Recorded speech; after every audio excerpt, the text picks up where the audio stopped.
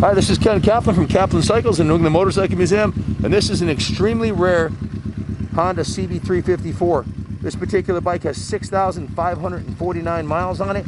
It's a 1972 model, and it is all original paint, and we just went through the whole bike top to bottom, front to back. I'll go over the work order with you when we bring it inside, but this is an all original Survivor, folks, and it runs like a dime piece. The first thing we did was a compression test, and we got it. Perfect 160 PSI across the board, and it's tuned to perfection now, so she's a ripper. Definitely worthy of a drive-by. Let's go take a little ride.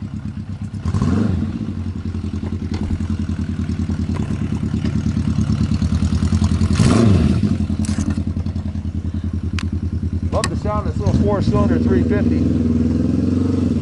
This is only a 354, but it rips. Sounds like a little Formula F1 car. Got a custom exhaust on it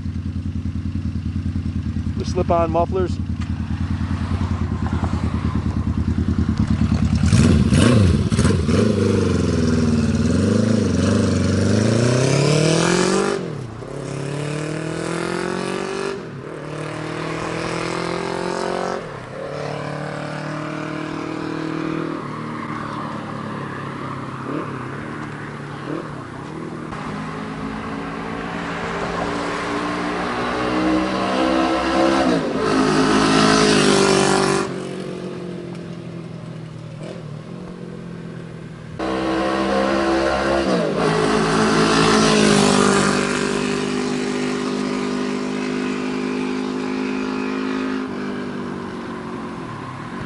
If you're interested in the bike, message us your postal code for an exact quote. I'll try and get back with you as soon as possible.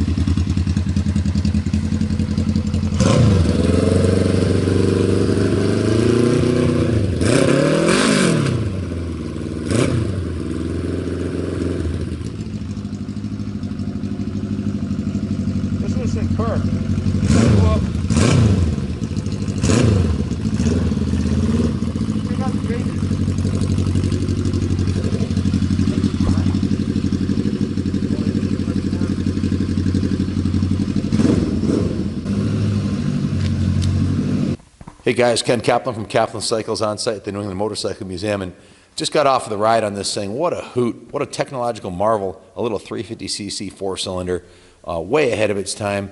And if you've ridden the twins, and I've ridden dozens of the 350 twins, they're all on my YouTube channel, this thing is so much, it just sounds like a little F1 race vehicle, race car or race bike, and it's compared to the twin cylinders, it's a totally different animal, much smoother, pretty much vibration free, revs really nice and smooth and clean. And this is an extremely rare 100% original Survivor with 6,552 miles.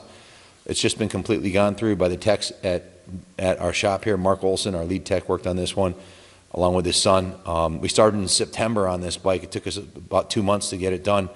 We picked this up at the Rice-A-Rama Japanese motorcycle swap meet from a local collector, and it was running, but not perfectly, so we went through the whole thing front to back. I'll go over the work order. Mark himself had over 13 hours into it. His son had some time into it. He started it actually, and then went through the whole detail department. I had some time into it. We wrote it up as 23 hours labor, but I promise you there's more than that into it, and it's not perfect. It has a couple issues I'll tell you about. Starting with the exhaust system, it's a max slip-on exhaust system. Those aren't the stock original exhausts, so it'd be worth more with the original 4 and the 4s. And they're available, they're out there. I like the way this sounds. It sounds awesome. It's been jetted for these pipes, so it runs beautiful and has a very, very unique sound. The other issue is the gas tank. This is the original tank, original paint. It's been previously lined, if you take a look inside there. The liner is not perfect. We don't really do those liners here. We don't really, it's not a service that we like to do. I don't really believe in the liners, but the liner that's in there is in there, and when they lined it, they clogged the vent hose on the cap. So if you run it for more than 10 minutes with the cap fully closed, it actually will starve the bike of fuel. So it runs beautiful for about 10 minutes, and then it starves it of fuel. So it's going to need a new gas cap. And I think the tank should be either professionally lined and repainted or replaced, whatever is the best solution, which is kind of a shame because the original paint is nice on it. But the side covers look almost like they're NOS. They're absolute. What's that? They look like out of the box, exactly. Yeah, they look flawless, which is I'm not sure if they are NOS side panels, but they're not repaints. But the logos on them and they look absolutely flawless.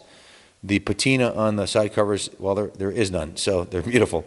The tank, although it does have patina on it with the pitting of the paint, and it's got some little pinholes on this side right here, which it looks like maybe some fuel might have weeped out of them at one point. I really don't know. But like I said, the gas tank is going to need to be relined and repainted and resealed, and a new gas cap or gas cap vent. Or run it the way it is if you want. It rides good, but you're going to have that fuel starvation issue every 10 minutes or so. So take a look at the motor. The head pipes are in beautiful condition. The bike's nice and straight. I don't think it's ever been dropped. The headlight bucket's nice and straight. The headlight doesn't have any damage, nor does the front fender. The forks are in good condition. The paint is kind of has a lot of flaking on it. The paint's kind of failed on there. So if you repainted these pieces in the tank, I mean, we put almost $3,000 into the restoration. So there's a point of diminishing returns. We didn't really want to go any farther. 23 hours labor plus parts, where at some point you got to draw the line. So we're selling it as is. It runs really good. And the issues that it has, I disclosed. I'm going to go over the work order with you, which is quite intense, and also I have the title to it. There's no issues. Very rare to get a title with a vintage bike around here in Connecticut. We're a non-title state, so if you registered it here, you wouldn't get a title back. With this one, you get the title. So first thing we did, and one of the reasons we went so far with this bike, is it has no miles. It's got 6,000 miles on it. So as part of the evaluation, we did the cylinder compression test. It tested out at a perfect factory new 165 psi. Which indicated the valves were close to perfect, but we went ahead and did the valve clearance anyways. Adjusted the valves, adjusted the cam chain tension, and replaced the spark plug caps and the spark plugs, so it's got new plug caps and new spark plugs. We inspected, cleaned, and adjusted the points. They had been recently replaced by the previous owner. We set the timing, put a brand new battery in it, cleaned all the battery leads and all electrical connections, new spark plugs, and then it's got new engine oil in it also. The spark's perfect on it. The kill switch works perfectly. Everything electric works just as it should. Then we went into the fuel tank, drained it. We put a brand new fuel petcock on there. So that's not something you have to worry about. It has a new petcock, new hoses. Then we took the carbs completely apart, removed and replaced the carburetors, and performed the carb clean and adjust. Completely separated and disassembled and replaced all the gaskets and the O-rings and the fuel rail connecting tube O-rings on the carburetors. We cleaned the air filter, so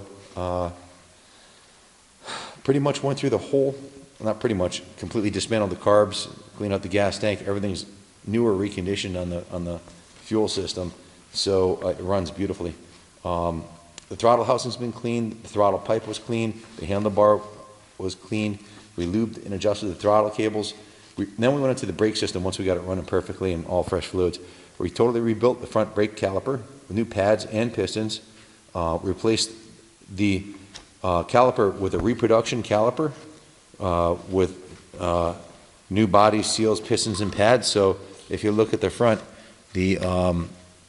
all of that's been rebuilt and is like new. We removed and replaced the front wheel and installed a new vintage 3x18 rib tire, new tube, and a new rim strip. This is a tire we had in stock. It's close to NOS. It's like new. It may even be brand new, but it's one we had in our inventory here at the museum. So, and it's period correct.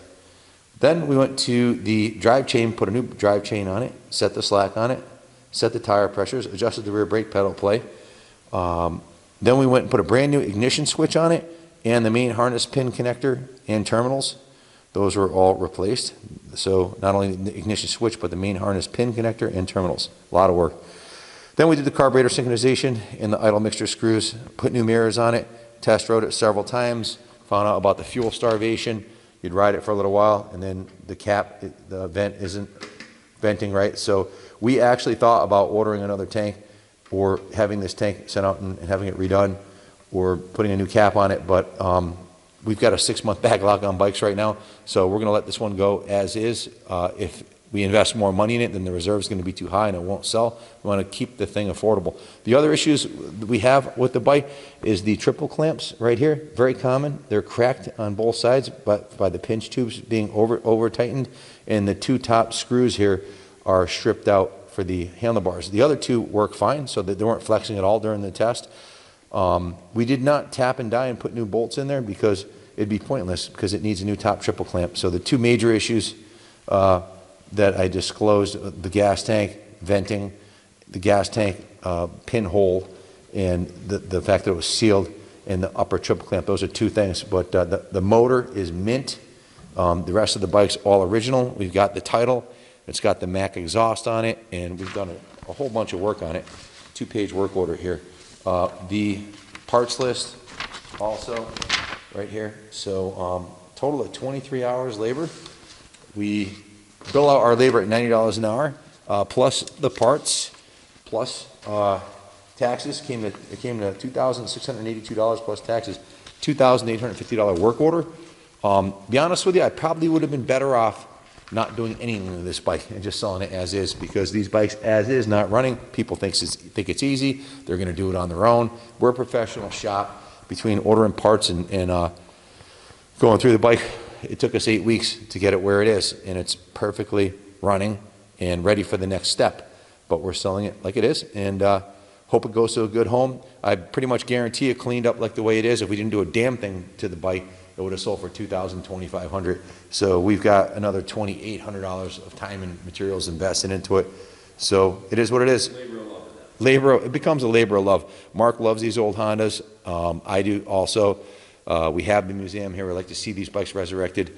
This is a vintage 1972, so it's a true antique, almost 50 years old, and it's been given a second lease on life.